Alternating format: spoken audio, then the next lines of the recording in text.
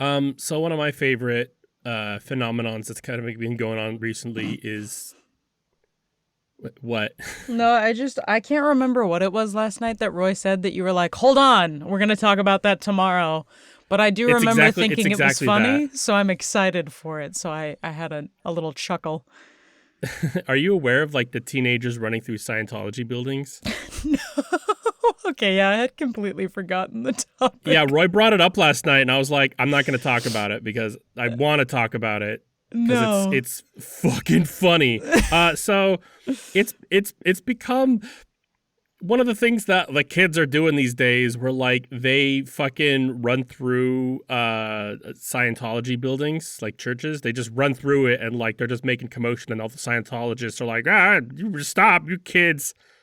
And I can't care about it at all. Like I like on one hand it's just like, oh, those kids are gonna do kids, they're always gonna push the envelope, but at the same time, like, it's Scientology, fuck them, who cares? Well, yeah, I'm pro It couldn't happen teenagers to running worse through people. Scientology. I'd be like, hell me yeah. me too, yeah, If it's I fucking were a current hilarious. teen and somebody invited me to go run, honestly, if somebody invited me to run through a Scientology building right now as an adult, I'd probably do it. Yeah, I mean, I probably wouldn't because knees and also weight, but I'd be like, you know what, You're like all these other factors, but I will go forth. I will be in the getaway car with Taco Bell ready to go when Oh, when it's time to leave. phenomenal. I will support you how I can. And we appreciate that support, me and the teenagers who are running through the Scientology building.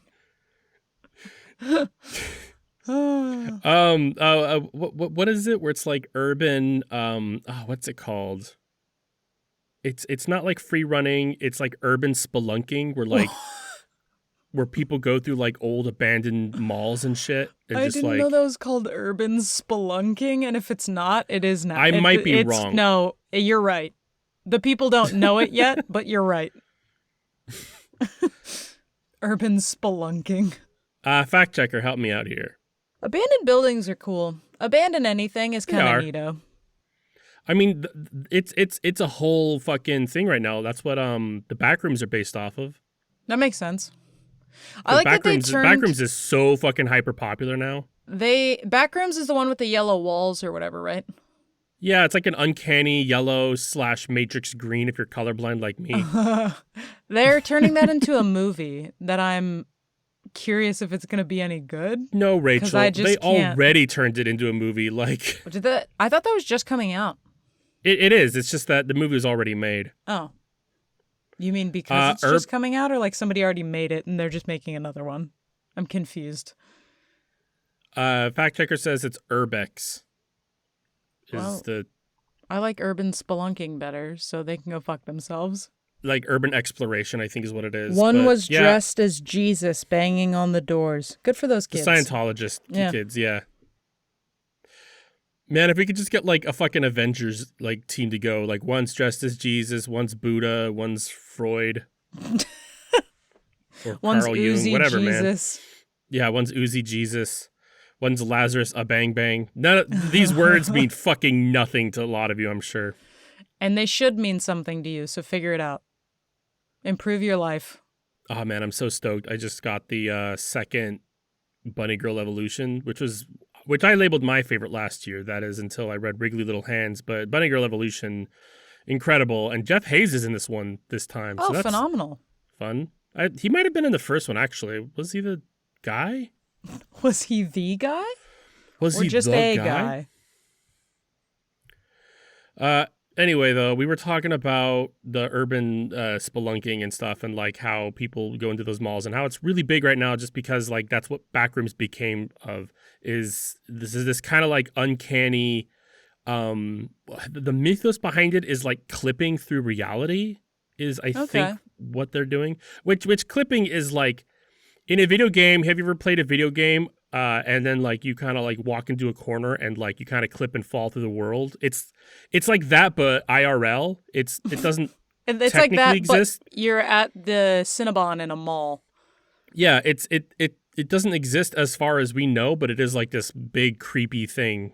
You open one door in the Cinnabon and suddenly you're in a hot dog on the stick and everything's confusing and backwards. I mean, you're confused. I'm having a good time. I went to a Cinnabon and ended up in a hot dog on a stick. My that's favorite a good place day. in the world. I'm like, hell yeah. Get some good lemonade and a hot dog on a stick.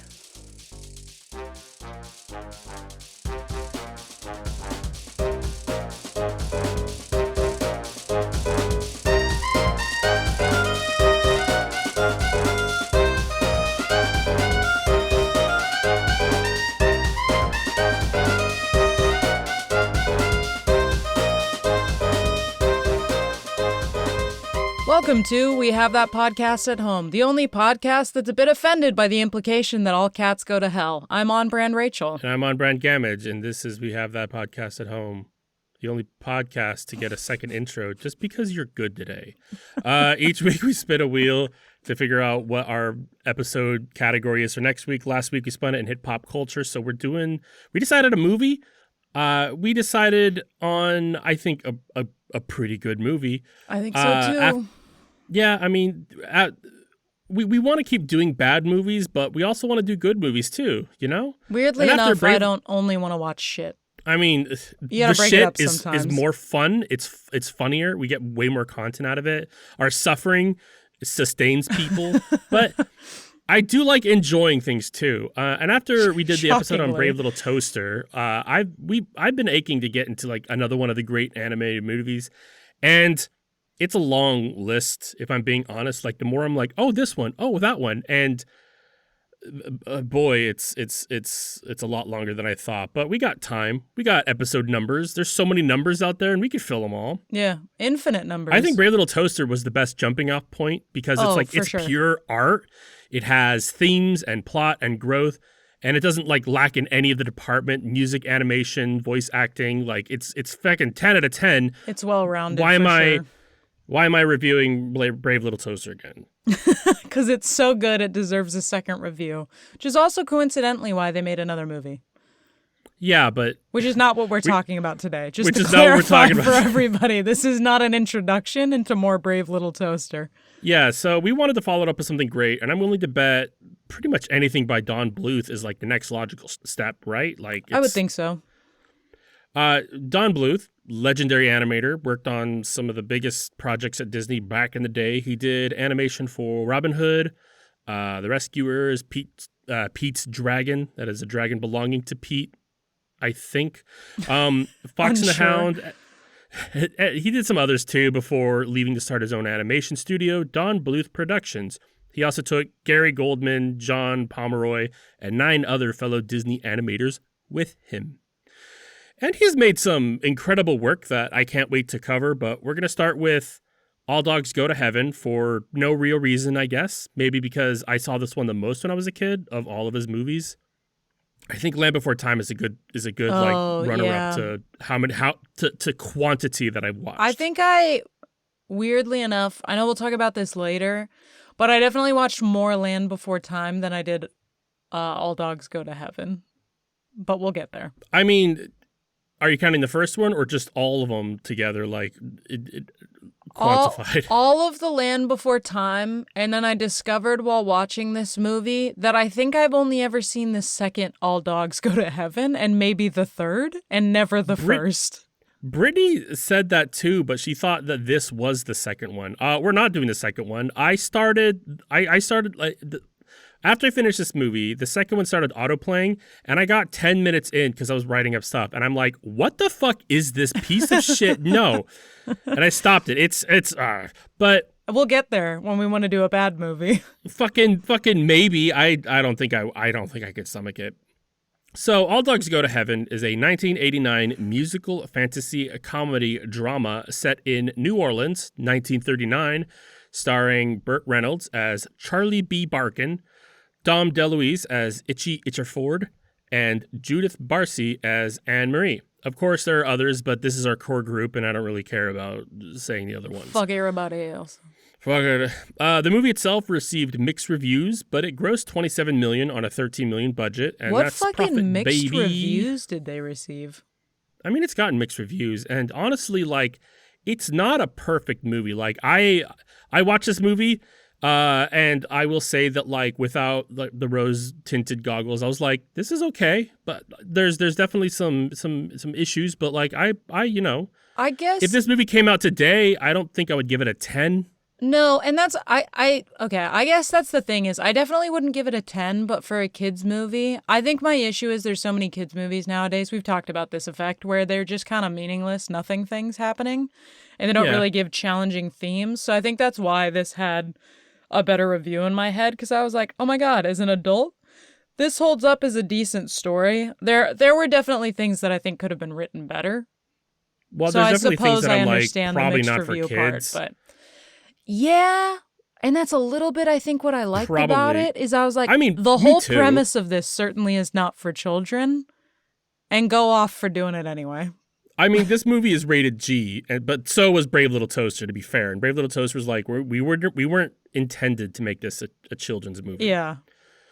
Now, despite the mixed reviews, I mean, it did make its budget back and then some. It remains one of the highest selling VHS releases ever, and was followed by a sequel, TV series, and a holiday special. Ooh. I mean, I owned the VHS too, so I had a lot of VHS. Definitely rented the VHS from Blockbuster more than once. Maybe not of this version, but certainly of the second one.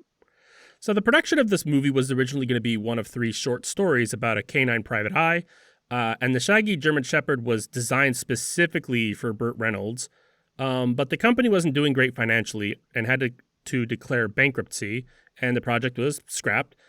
And after Don Bluth met Morris Sullivan, a mergers and acquisitions broker who was also an enthusiast of traditional animation, the company was revived as Sullivan Bluth Studios, and they went back to work. Come 1987, they revisited All Dogs Go to Heaven and drew inspiration from multiple movies like It's a Wonderful Life, Little Miss Marker, and A Guy Named Joe. So Burt Reynolds and Dom DeLuise, that name always like trips me up. Like he's a staple in my childhood, but his name, like, it still just kind of boggles my mind. I don't know why. I can only ever pronounce it as an 8-year-old Dom saying it for the first time. Dom DeLuise. So they recorded their parts in the studio upon request together, as they had previously appeared together in 5 films that I could not name, gun to my head. And they had a good friendship. Bluth later commented that their ad-libs were even better than the original script at times. To get to the hard bit, child actress Juidth Barsi, who voiced Anne-Marie, was killed in an apparent murder-suicide with her mother by abusive alcoholic father. She was 10. Bluth recalled the animation teams were too upset to work on scenes involving Anne-Marie for weeks after Barsi's death, as animating the scenes usually required listening to recordings that they had of her voice. And they were like, let's take a beat. Juidth Barsi was buried in an unmarked grave, but in 2004, fans got together and crowdfunded headstones for her and her mother's graves. Aww. And That's Juidth really sweet. Juidth actually reads "Yep, yep, yep," quoting her character Ducky from The Land Before Time, because she also voiced Ducky. That's really cute and sad. I mean, yeah. All right, are you ready for me to gamage notes this plot down to like fucking a short 5? Yeah, you fucking roll, dog. I think I did 2 minutes last time, but I mean, we'll see how much I stumble. Before we get there, I read this before like hitting play on the movie. And when I got to, I think it says Whippet Angel, I was like, is there a drug addict? And then it's literally just a whippet, because I forgot this is a movie about dogs for a moment and was like, oh, and pleasantly surprised. Yeah, the angel dog is credited as Whippet Angel, but it's also, I think they say... What a name. Like, I think in the credits, like, the name is Annabelle, but I don't think they actually say it anywhere. I could be wrong. Do. I ultimately... I'm not invested that much in her name. Neither am I. I'm okay with Whippet Angel. There's a lot of good names in this. So, 1939, New Orleans. Enter scene. Charlie B. Barkin escapes with the help of his best friend Itchiford Dachshund, which I guess is how he introduces him later. And they return to their casino riverboat, where his business partner, Carface Carruthers, that's a fun name because it's like Scarface, get it? Ha ha ha. Carface Carruthers is running things, secretly responsible for getting Charlie imprisoned at the pound and reluctant to share the profits. He plays nice until Charlie gets drunk and then has him killed via a car pushed down a hill. Charlie goes to heaven immediately and learns that all dogs go to heaven, even if their life is nothing but misdeeds, as was his. Charlie charms the Whippet Angel in charge of dog heaven administrations to steal the pocket watch representing his life and winds it back, sending him to the mortal world, immortal, yet warned that he could never return to heaven. Charlie reunites with Itchy, and they decide that the best way to get back at Carface is a rival casino.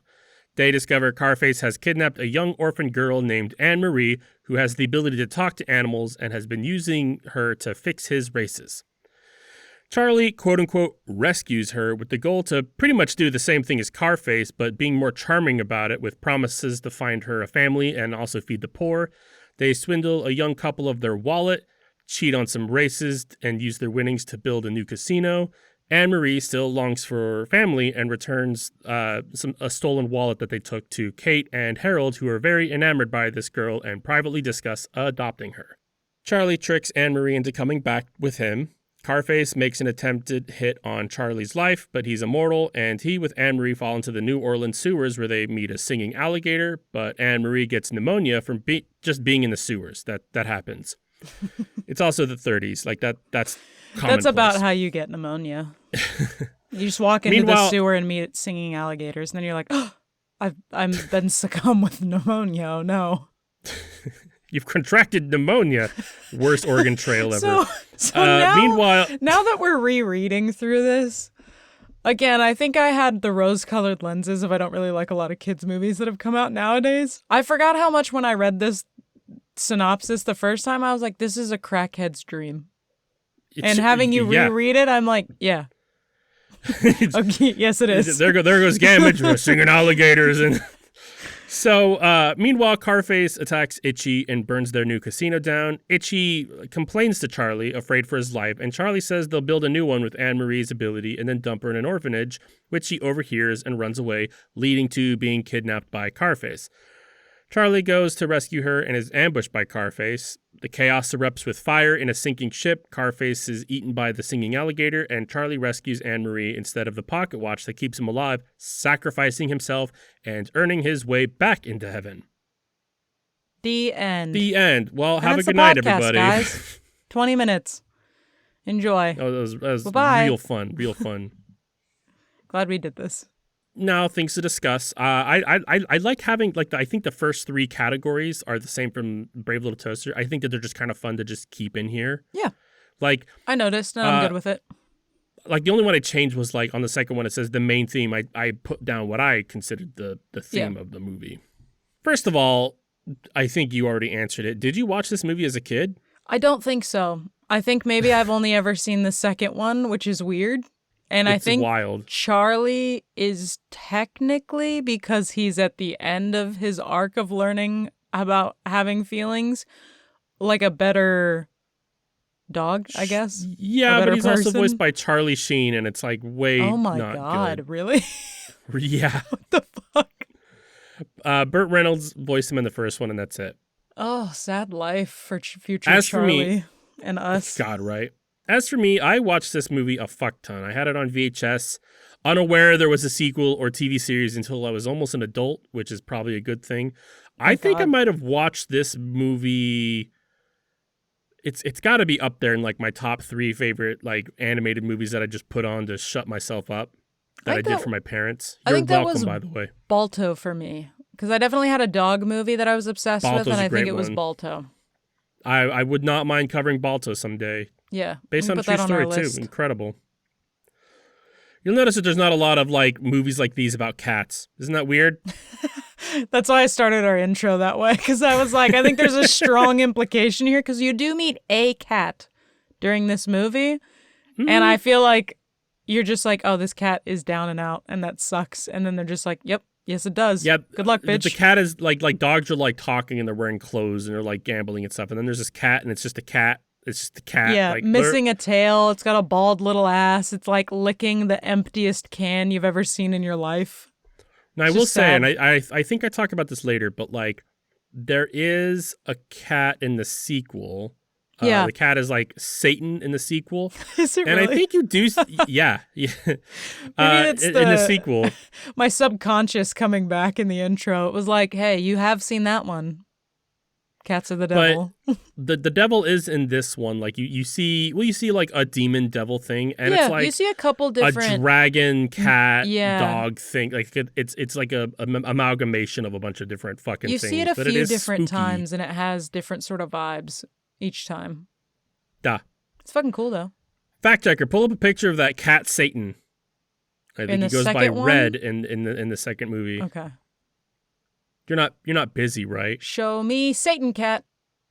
I got all day. I need to start planning my morning jogs around Scientology buildings. I don't actually jog in the morning, but I might take it up after this. I walk in the morning and I do light jogging. How far do you walk in the morning? Do you walk outside or on the treadmill? No, treadmill. Okay. Yeah, there it is. Look at that cat guy. Yeah, I do recall that. That might be the best part of the second movie. Is like I feel like this character is kind of done well, where in contrast of everything else. He looks cool. I don't remember him enough to have an actual review of him, but he's neato.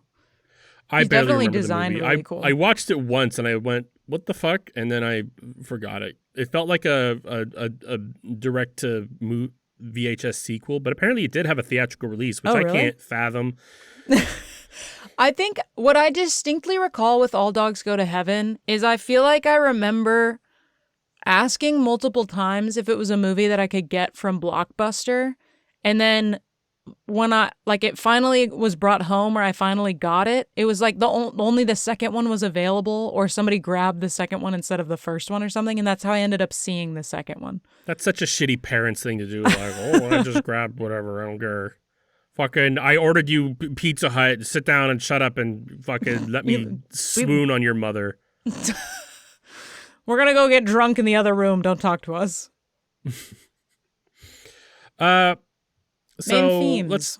Let's talk about the main theme, which is, in my opinion, redemption and our expectations on what is important in life. Yeah, I mean, I definitely would agree. I feel like there's multiple plot lines going on that sort of lead to that emotional fruition. Yeah, first of all, Charlie has heaven. He dies and he goes to heaven automatically. That's the end game for a lot of people, and it's something that a lot of humanity spends their entire lifetime trying to get. But that's not what he holds as important, and then throws it all away to get what he wants, which is money and fame. Money and revenge. But I think that too.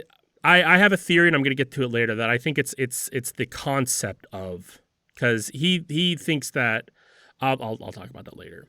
Okay. Let's get into character design, including how they move and sound, which is fantastic in this.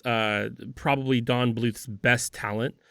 Not in this movie, but like in all Don Bluth. Don Bluth is really good at like making things animated and designing things. Charlie is fantastic. He's afraid around the edges, mutt with like roguish charm, and is presented as such as like a German Shepherd / Border Collie mix. Itchy is anxiety riddled and a nervous wreck, hence the name. So he's like a dachshund, and it's very low to the ground, like wears human clothes. Only a couple of the dogs do. Isn't that funny? Yeah, that's Carface has his little vest and cigar that he has. Speaking of, Carface is an evil piece of shit with like a big menacing grin. And they chose seemingly at random a pit bull terrier bulldog mix. Very Definitely random. Absolutely not the type of dog that gets stereotyped as a villain ever. Like we're not gonna get into it, Rachel. Okay, because you'll be surprised on what my opinion on this topic actually is. But let me make one thing clear. Regardless of your dog's breed, or even a cat or a bird, you do not ever give up control of the situation to an animal under any circumstance. Leash that bitch, stay in control. What are you referring to? This sounds like you went through something specific. I mean, it's about like how people don't like pit bulls, and then like, well, pit bulls have like the highest like rate of maiming children, and then you get a lot of people being like, they're nanny dogs, which isn't even a little bit true ever actually. And of course, and any animal you can train and like get it to be safe, but again, my stance is never ever give up the control. Like always be in control of the situation. Don't just leave your baby alone in a room with any kind of animal, honestly. Yeah, I think that's valid. Sorry, I'm stretching. I thought you were like wincing. Yep. I love my we also have Anne-Marie, who's very cute and innocent, sweet, and is drawn as such, but like in rags. So it's kind of like a Cinderella type, but with like shorter, darker hair. Yeah, she is very much into the time. like oh my God, you could do it. Annie? Is it called anything else? Like from Annie? Annie from Annie? Annie I think from sometimes Annie? the musical is called Annie. I don't think I've ever actually seen Annie. That's what it's like. That is just its name, right? Like there's no other alternative. Yes. Yeah, Little Orphan Annie from Annie. Yeah. She's got that vibe. Yeah. I mean, she's totally an orphan and who's down on her luck and all that, but Little Orphan Annie was unable to speak to animals. Yeah, she's not. And wasn't the whole thing cool. like she wasn't as like I'm trying to find the right word and I'm getting she wasn't as on the street, if that's what you're trying to get at. No, she did live like, in an orphanage already. No, I was trying to get at like she wasn't as like desirable from a parent adopting perspective. I've never seen Annie, so I could be fucking wrong. But like Anne-Marie could be adopted by anybody, but it's just the situation bars her from it, really. Yeah, well, because she was kidnapped by dogs. It's hard to run into a lot of human adults that are going to adopt you in that sort of a vibe. I did really love the character design in this is good just on the premise of like how they're individually designed to their, I guess, their individual personalities. Yeah. But the actual animation around the dogs I thought was really cool because there's a fair amount of time where they hop out of they are dogs and they do a lot of human movements.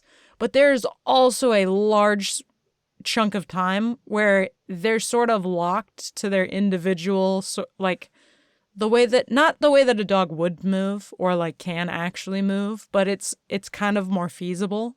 I mean, there were some that like come to mind. Like I think the scene where Charlie gets back and sees Carface for the first time in forever, he's like very low to the ground. That way you see really like when dogs are really excited to see somebody that they've been missing, they're like super low to the ground and they're like shaking almost. Well, and just, like they do, there's a lot of like attention to detail on the way that they like move and grab things to move it around is very much that. Again, there's a couple exceptions to this rule. Like at some point they're punching people and you see their little dog hands turn into fists to hit. Yeah, and that's kind of silly. But there's definitely periods of time where like they're not using their hand feet to move things. It's like I'm like gently picking it up in a dog mouth and then throwing it over here this way. And there's just lots of other things. Like there's a couple scenes where they move levers and stuff where you see them kind of like get, oh my God, I just had the word for it. Get leverage at a different angle and push it the way a dog like feasibly would be able to do that motion instead of just grabbing it like a human hand and moving it. It is primarily used to get the plot forward though. Because like there's times where it's just like, if it's convenient, they'll be like, well, it's a dog, so it can't do X, Y, Z. Therefore, you know, that wouldn't happen like this. And like then it's just like, yeah, but a second ago you were doing like all just kinds a moment. Yeah. We're not even that far from that moment. You're telling me they lost these skills in that 3-second period? I mean, I'll touch on that later. But let's get into like specific scenes and things we want to talk about. I wanted to start with escaping the pound. What a fucking scene. I love that it was like fucking Alcatraz. Scene. Yeah, it's a great scene, a great starter, like the way that like it's pitch black and then like kind of flashes in at times when they're like underground. The only thing I really wanted to talk about here, and you could talk about other things too, but the only thing I want to talk about is that what kind of pound is this? Why are there armed guards that are shooting at dogs trying to escape? I don't know. Also, they reveal that later on that Charlie was on death row, so, like... It's all very confusing. Like, okay, he's at a pound. At the pound, they kill animals that are there for too long. So it's like, okay, you're on death row. You're not... I think the assumption is that he's not ever being adopted. which is fair, I guess, because he's kind of a little degenerate creature that probably wouldn't want to be. But like, yeah, it is very Alcatraz-y, where they're not on an island, they're on like a little peninsula portion of land, but it is absolutely like giant fucking gates and apparently really strong rifles that are knocking gigantic holes in the ground. I'm just saying it's 1939 and like you were just hired for night watch security at a pound. And you're like, all right, here's your AK-47. Make sure to aim for any dogs trying to escape. And you're like, is that a common thing? Shoot him in the head. Don't miss. Is it common enough to where I need to be armed? Apparently. They're vicious, Gamage. Yeah, okay. So I then want to talk about getting into heaven. For free, despite Bad Dog. I know I'm skipping a lot of bullshit things that I don't really want to talk about. No, it's okay. But if you want to watch the movie, watch the movie. This is absolutely. You should watch it. It's free on YouTube, man. Yeah, it's free except for very loud ads. If you're a plebeian, not paying for premium like myself, or if you have ad blocker, like you should. I watched it on a television, so I did not have ad blocker, but I forgot about that. Oh, baby. And next time. So getting into heaven for free despite being a bad dog. So I'm skipping to the scene where Charlie goes to heaven because there are things I'm going to kind of talk about here that I feel like will kind of encompass things. And this is my only real issue with this movie is that we're introduced to Charlie and we're told constantly he's an irredeemable piece of shit. We get to see his life book. And, like, I actually wrote it all down. It says, Charlie. Oh, nice. Yeah. Because it's like a quick little thing, and I stopped it, paused it, and read it. And it's like, I did Charlie, the same thing. That's why I was like, a bad dog, gambler, pickpocketer, and lowlife, bum, dirty, double-crosser, greedy, lust for money, blackmail, loan shark, tax fraud, extortion, racketeer, jaded, heedless, wanton, decadence, vanity, and conceit, infidelity, a scoundrel. Is heaven's opinion of him, but he's a dog, so he gets in anyway, so whatever, right? Real quick, I do like how it says that his parents were Burt R. Barkin and Lonnie A. Bowser, which, fun fact, Burt Reynolds is the voice of Charlie, and then Lonnie Anderson, who was married to Burt Reynolds at the time, voiced Flo, who's like a later character later on. I did really like when they got into heaven, the just sort of snide, like, well, all dogs go to heaven because they have pure goodness in their heart, unlike humans. Moving on. And you're like, all right, I'm going to hell. Got it. I thought the whole chapter about Jesus was, kind of a blank slate on that, but guess not. I guess we're cherry picking again. So yeah, Charlie is a bit of a cheat and is greedy. Yes. Also, fun fact, he's 2 years old. So when he says prime of his life, he means it. He's born in 1937, December 13th. But I don't think Charlie's inherently bad. He does some emotional manipulation here and there and is selfish, but that's human, and honestly, every dog in this movie does that. We see many acts of kindness that predate his visit to heaven. Right before this scene, he came in and learned that everyone he knows is getting cheated by Carface, so he casually wins the jackpot and basically gives it all away. In fact, I'd argue that Itchy is a terrible person and not Charlie. I think Itchy's just a coward. I don't think he's a terrible person. I think he's just scared of the world. That's cute. Give me your receipts. What did I miss? So I'll talk about it, but Charlie's issue with heaven is that it's missing that zest of life. Charlie loves the imperfections of the world and how unexpected it can be. I did really appreciate that because I think I was talking about that with some other people recently, where that's kind of the beef with heaven of like, if everything's perfect, is it just boring? Oh yeah, like there's a song here. It's great. There's like a subtle game of cat and mouse where Charlie's trying to trick her, and like she's like doing like this constant like little like, oh nope, too smart for you. It's very fun. I loved it. But I think that the Whippet Angel's intro to heaven sucked. Oh, God, yeah. She was not selling it. I was like, is this your first day? Because this sounds ass. Yeah, she's like, you could do whatever you want, and then proceeds to essentially read a brochure of, like, milk toast shit. Yeah. Like the temperature is always this, the grass is always this, and Charlie's just like, I don't want that. But it's heaven. It can be whatever you want. That's the selling point, right? So, you know. I like the weird inclusion of lions and lambs in the dog heaven. Oh yeah, like I think that there's a scene where like there's a penguin that's like helping put on the gown and halo for Charlie. Oh yeah, I don't remember. Yeah, I think you're right. So let's talk about the kidnapping of Anne-Marie. Here is another thing I want to talk about Charlie's being a piece of shit. Charlie kind of saw Anne-Marie as a means to an end and didn't seem to care about anything but his revenge. Meanwhile, Itchy says to just leave her in squalor. Charlie wants to use Anne-Marie, but Itchy's like, nah. Leave her here. I don't He's care. abusing a small child. Yeah, no, that is fair. Because Charlie's perspective on this is like, yes, he's going to use her in the same way, but it's definitely in a significantly more, like, there's more humanity in the way that he is doing it, where she actually has a place to sleep at night. They chat, they hang out, they eat together, like they go places together, and then they also gamble. So that night, Charlie reads Robin Hood to her. I would like to point out, dogs can't read, and the book is, in fact, upside down. It's actually like War and Peace. And they like see pictures of War and Peace. Yeah.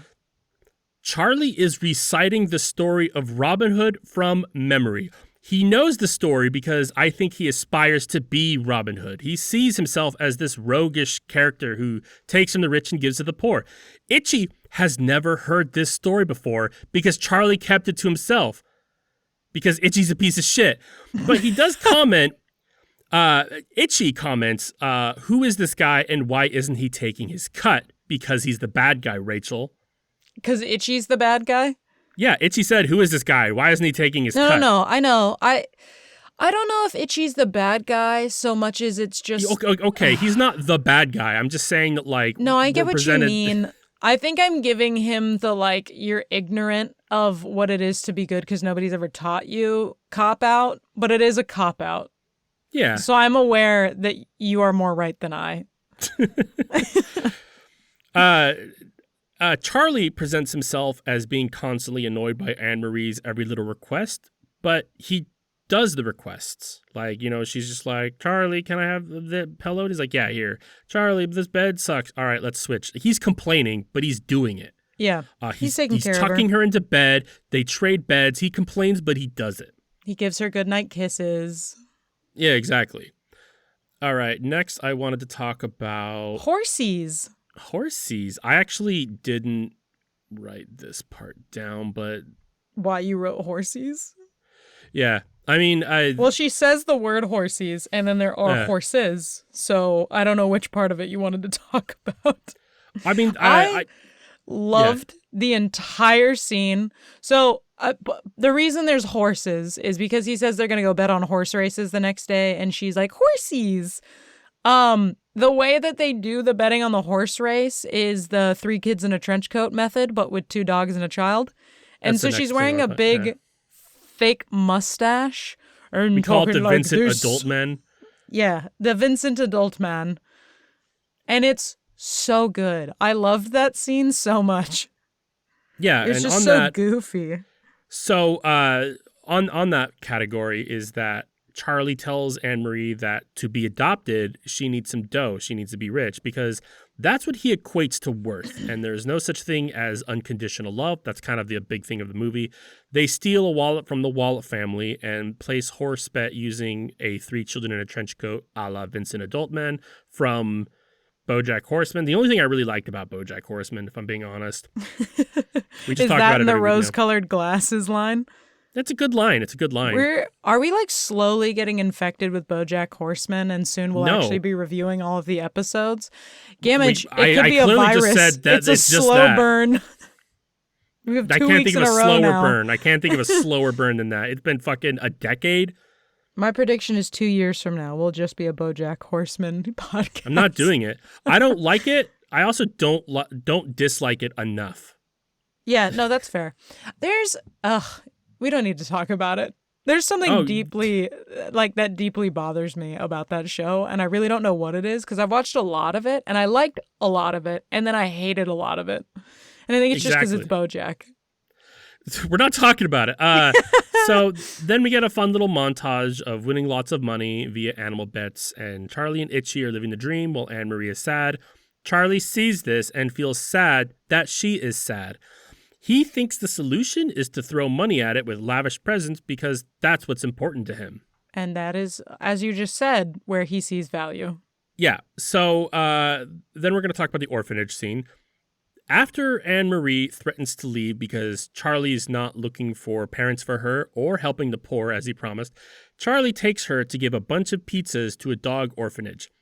I want to point out they know him by name. He's come before and even has a song about sharing. He just has that off the dome. There's also Flo, who's voiced by Burt Reynolds, then wife Lonnie Anderson. And this, I think, also adds to, like, Charlie is a good person before the whole heaven thing. He's come to this orphanage before. He's not he does the gambling casino thing, but he's not an asshole. Like, a big part of his deal is he wants people in the casino to be happy. You get to this point, and it's, like you said, they know him by name. They're clearly very excited to see him. They're not surprised that he's bringing food. Like, this is a normal thing. Also, the pizza, I watched this so much as a kid, and it looks so delicious. Don Bluth has it made me want a pizza. I know, like the gooiness of the cheese. Don Bluth, I don't know what Don Bluth can make anything look fucking delicious. The grass from fucking Land Before Time or the tree star, it's a fucking leaf. It is a fucking leaf. And but you I'm want like, that God, leaf it looks so bad. I don't want to know what that leaf tastes like. I'm down bad. So I need a salad. Stat.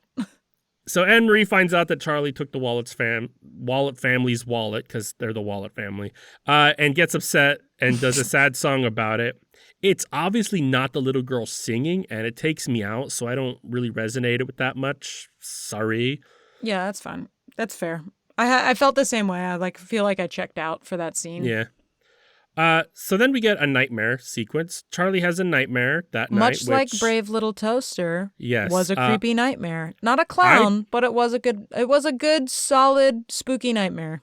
I think this tops the Brave Little Toaster nightmare. The Brave Little Toaster nightmare was like uncanny and like definitely very creepy and, you know, had a lot of psychological and weird, shit. Yeah. This is actual hell on a ship made of bones on a river of lava.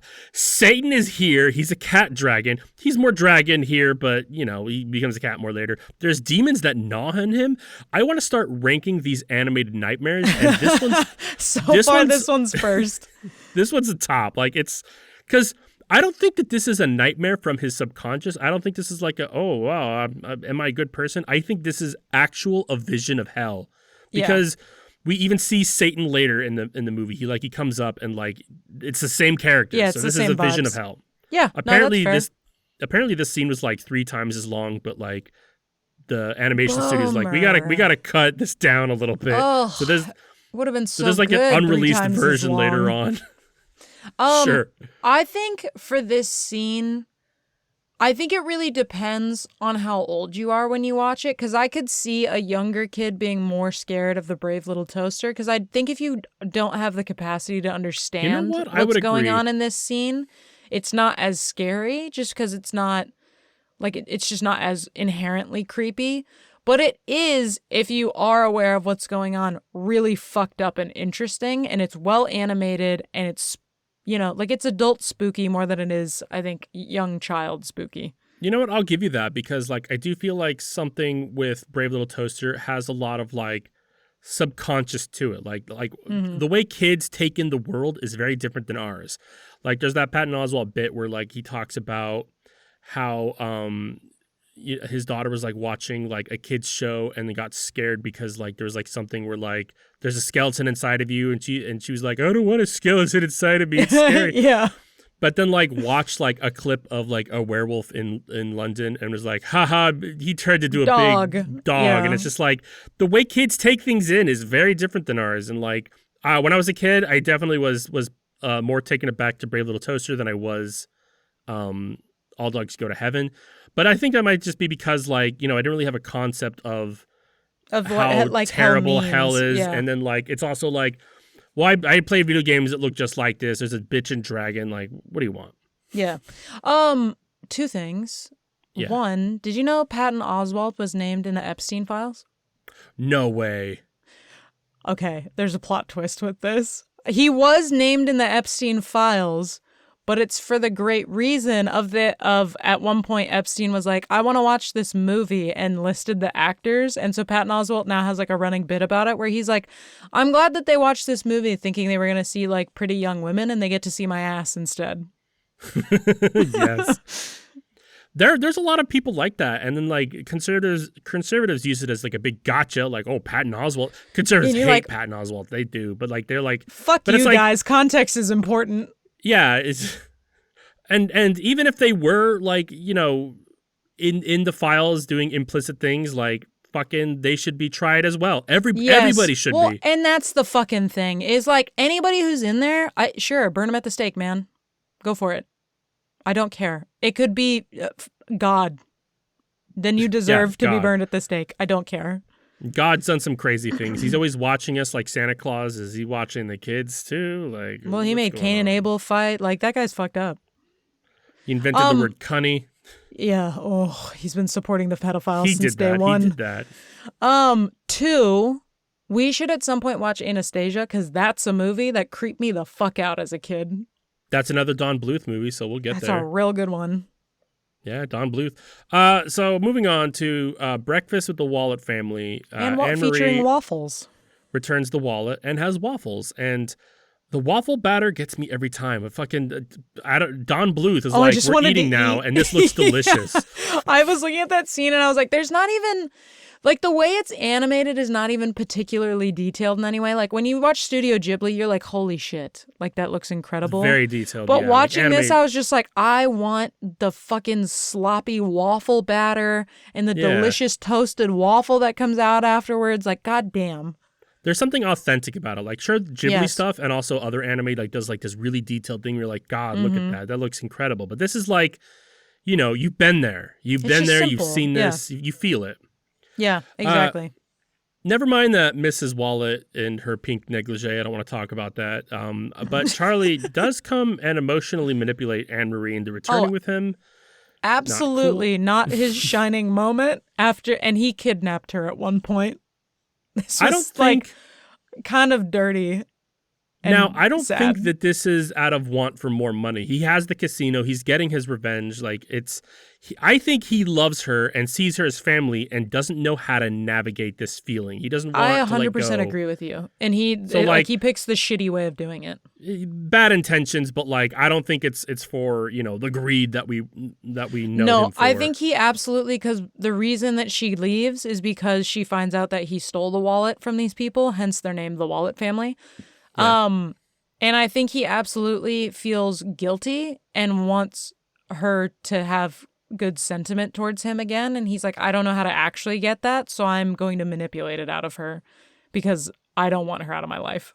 Yeah. I mean, like, you see good characters doing all this all the time. Like, the road to righteousness is a slippery one.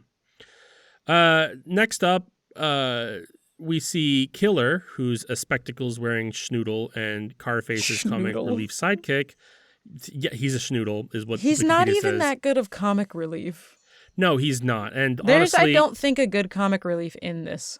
No, because kind of the situation itself is comic relief. Like, yeah. But he has a working Flash Gordon thermo-atomic ray gun, which I can't even begin to unpack. We're not here for that. That was fucking... I don't know, man. Here's the thing, though. Like, we saw Itchy build an entire casino that is structurally sound to some degree and has electrical. So, like, these dogs be balling out. Okay, but, like... I could totally see like a Pimp My Ride where they turn a casino into a bunch of junk cars, but like a fucking thermoatomic ray gun is like, that's a little past. Look, I'm just saying. If I don't have it today, I don't know.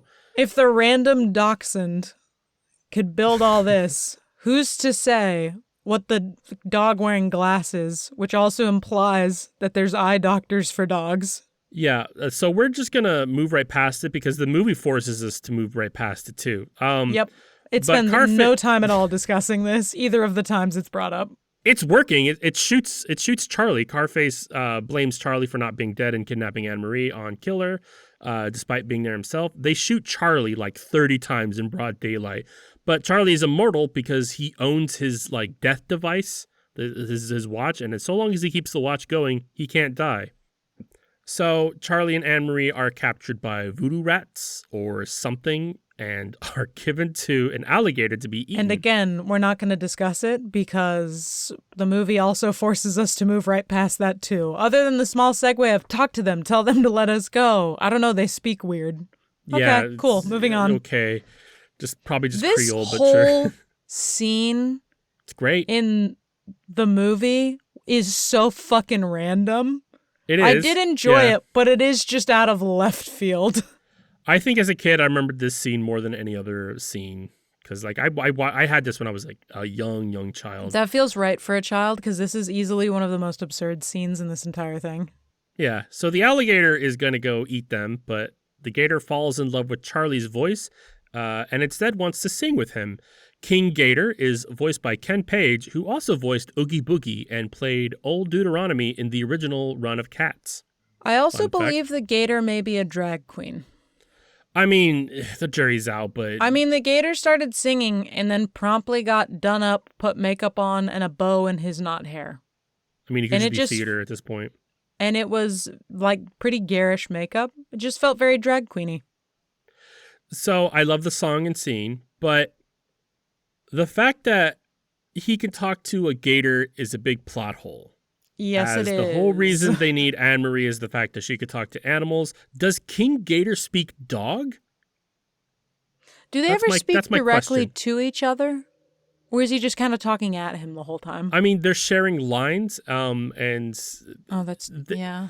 They kind of speak out loud, like, in a call response to each other, but, like, they don't actually sit down and be like, how are you? Like, there's no, like, direct conversation. So, like, we could assume, but, like... They're both singing a song together and sharing the lines. So, like... The implication is that they understand.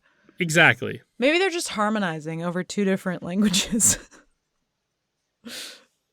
Yeah, no, it is a massive plot hole since the whole reason that they keep kidnapping the child is to talk to other animals. So, Carface burns Charlie's casino down and almost kills Itchy. He's understandably upset. Itchy says to ditch the girl and that Charlie's gone soft because he's a piece of shit. Charlie says terrible things to pacify Itchy, including that they're going to dump Anne-Marie in an orphanage, which works because Itchy isn't a very good person. But I think Charlie's just saying this to, like, because he's even, like, happy now. Like, he's like, this is what you wanted. However, Anne-Marie hears this and is heartbroken, so she runs off. I hate this conversation trope myself. They use this more than once, too, because this is also how Itchy hears about Carface's plan to murder Charlie. Yeah. So I was like, nice, we end cap this movie with this. Well done. So because Anne-Marie runs off, Carface kidnaps her again. It takes Flo telling Itchy to get to the Wallet family to get him to do something close to the right thing. And just like anything remotely kind of helpful. Yeah, because Carface, the girl runs off and Carface like takes her and like Itchy's like, okay. And then Flo's like, take this to go to the Wallet family. If she didn't intervene, Itchy would have fucked off. Like he was already like, yeah, we're getting rid of her and she's gone. Done, right? Yeah, I don't think Itchy's a good person. So... No, I think that's a fair assessment that I don't think he has a moral compass. He's like, no. I just want this.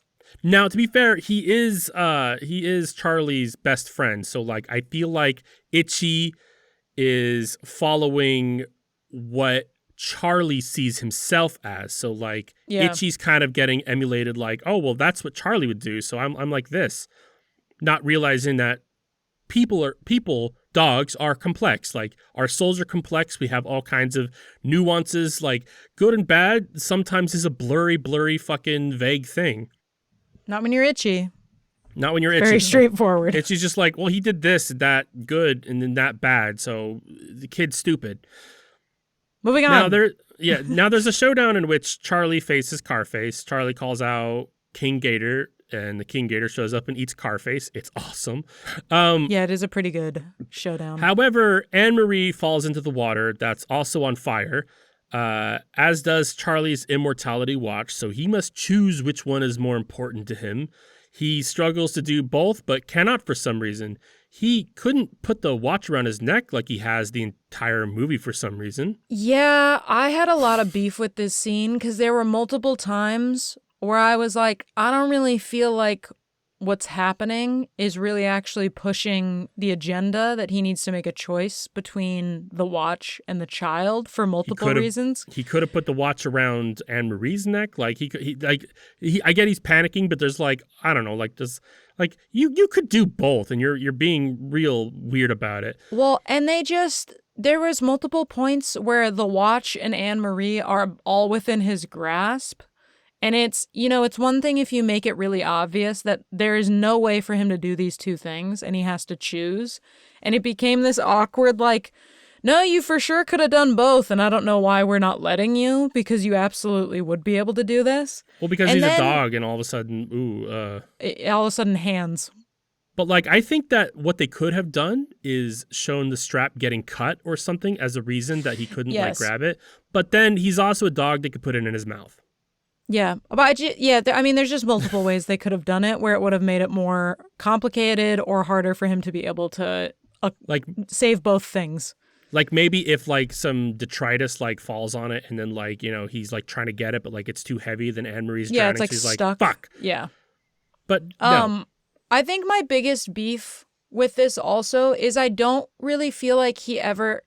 Like, I know he technically chooses her over the watch, but it doesn't really feel like it because he floats her out of the burning fucking boat, and then he just goes back for the watch and dies. He puts her on some debris and then pushes her out into open water and calls it a day. And he's like, you'll be fine, you'll be fine. You'll be fine. He even says that. Like, he's convincing himself, too. Yeah. Not the best choice, champ. No, and it's just not... I'm like, what you did isn't really sacrificing yourself. Like, yes, you saved her and you momentarily sacrificed yourself for her, but then you immediately went back to go get the thing and you just weren't fast enough.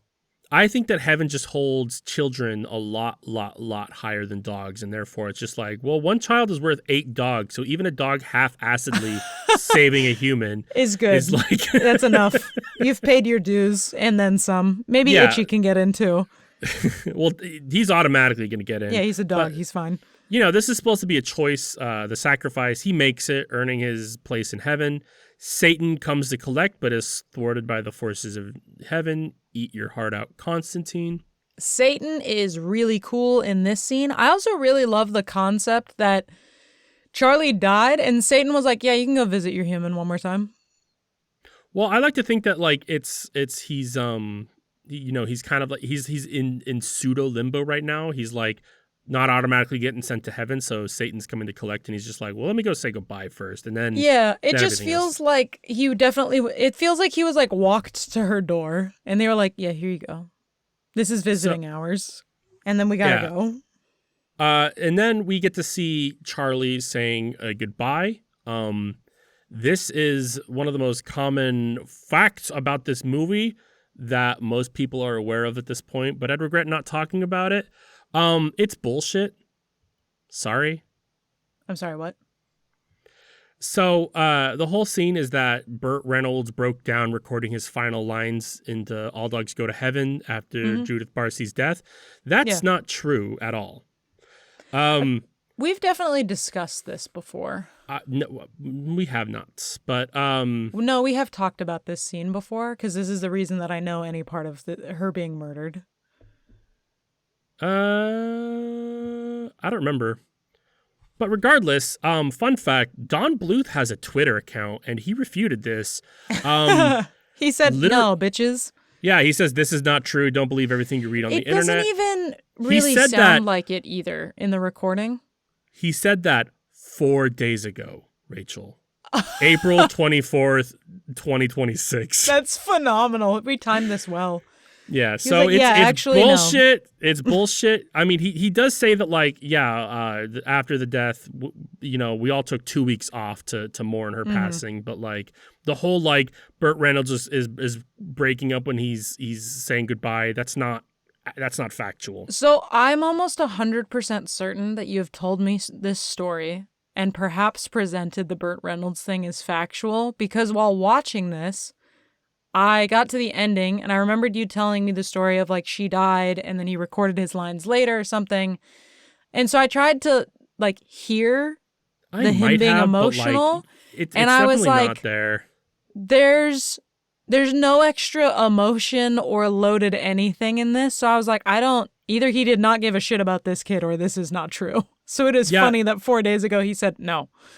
I mean, like, yeah, his line isn't that like sad. It's just like he's just like, yeah, goodbye, kid. Like, it's not. Yeah, there's nothing emotional about it. Yeah, there's a brief I'm so sorry, and like that's the most emotional line in there, and then it gets chipper later.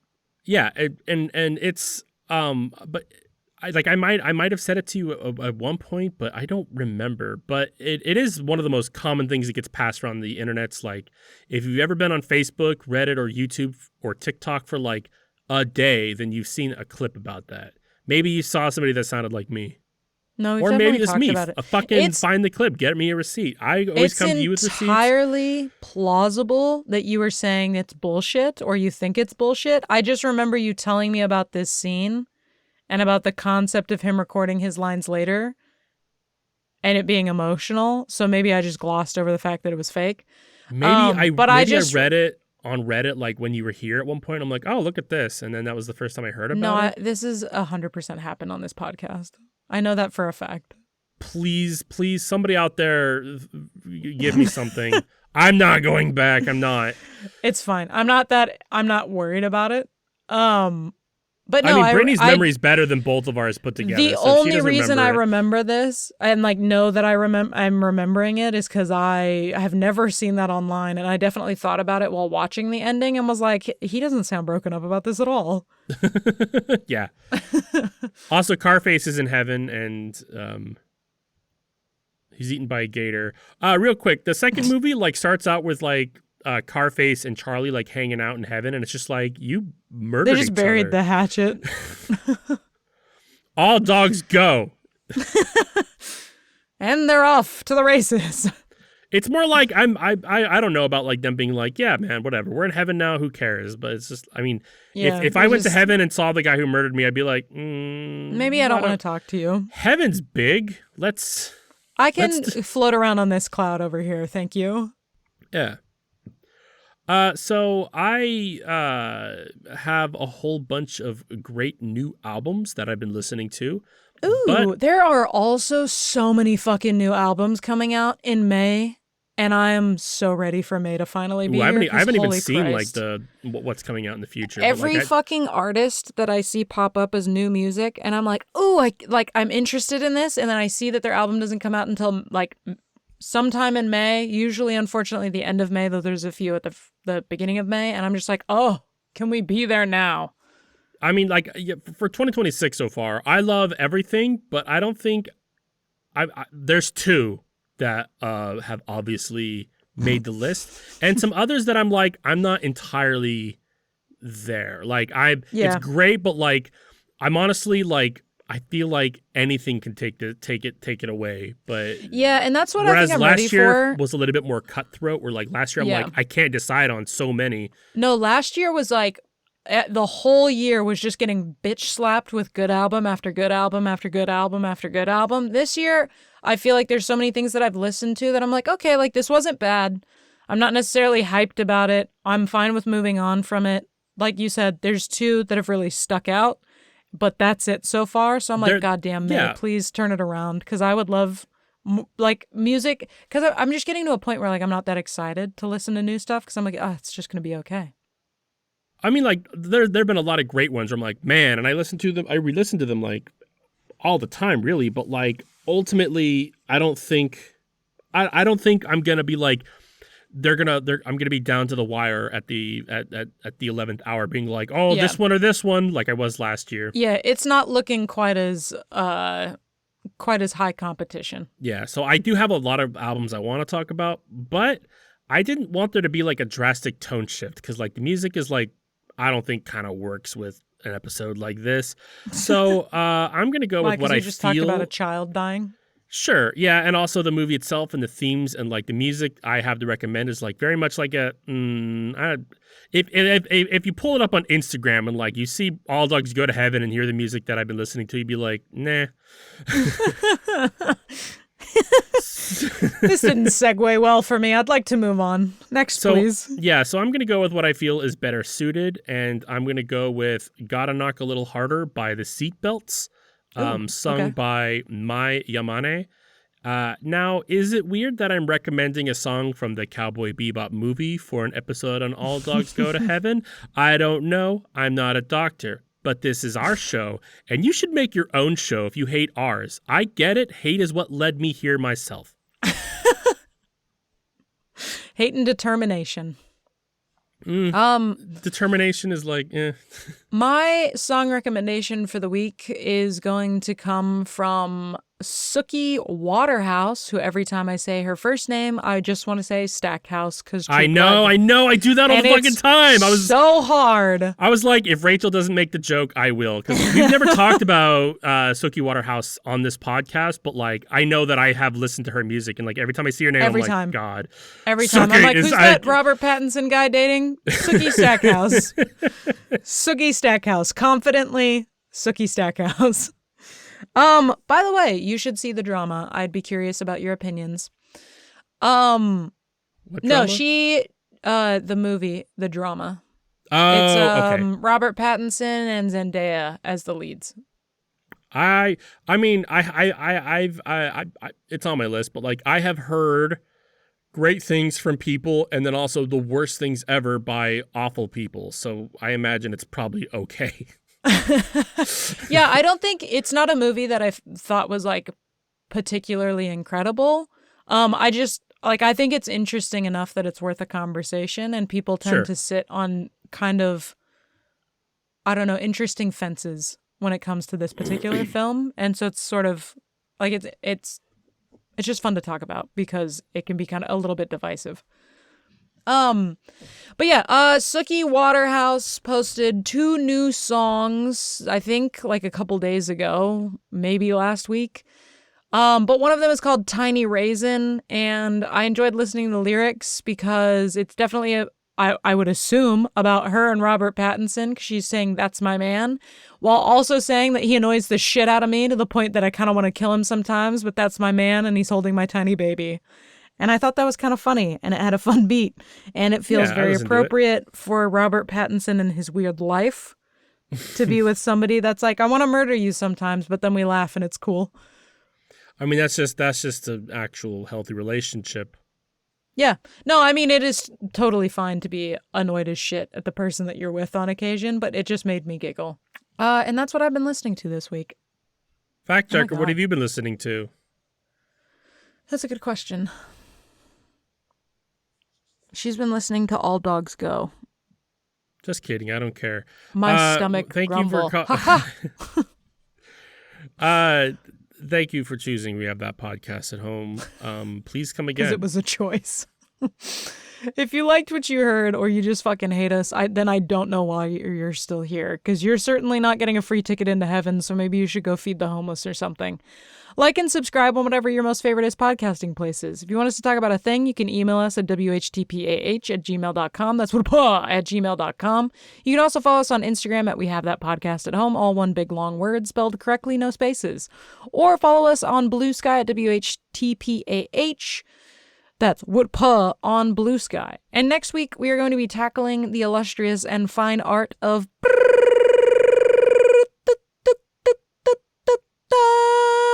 comedy, bitch. I've been Off-Brand Rachel. I've been Off-Brand Cambridge. Thank you. Goodbye. And this is when We Have That Podcast at Home.